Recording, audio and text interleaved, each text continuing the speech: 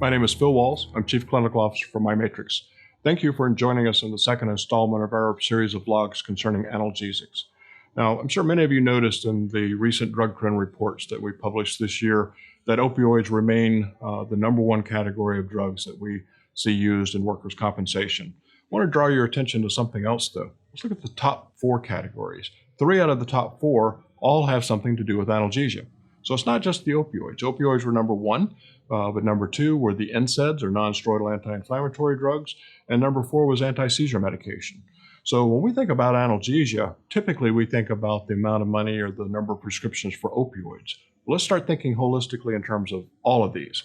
Now, with all these choices, how does a prescriber make a choice?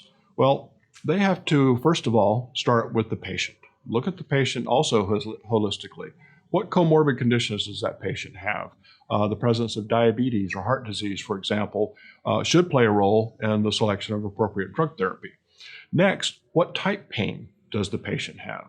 Because opioids, even though they're so widely used, they're really most effective for continuous dull pain. They're not the best choice when it comes to intermittent acute pain. Now, with that said, that doesn't mean that a prescriber can't continually increase the dose of an opioid until it is effective for acute pain. It's simply not a smart therapeutic approach. It also doesn't mean that there aren't other good drugs available to treat chronic dull pain. In fact, opioids should rarely be the first choice. You've heard me say this before, but let's endeavor to make our injured patients into informed consumers. By that I mean, make sure that they understand the risk of opioids, not just when it comes to abuse and addiction, but also in terms of the damage that chronic opioid therapy can do in terms of their overall health. For male patients, it can lead to impotency. In all patients, it can lead to the potential of hearing loss, and all of this I'm referring to chronic use. In addition, both male and female, but especially in female patients, will lead to a promotion of osteoporosis. Think if a patient understood that all these are possible outcomes to going down the path of opioid therapy, they would be a lot more interested in looking at the alternatives. So where do these alternatives come into play? Well, there's a couple of conditions where opioids definitely are not the best choice. First one that comes to mind to me is fibromyalgia. Anytime a patient is complaining of just a generalized all-over pain, opioids are not the best choice. Another example is neuropathic pain.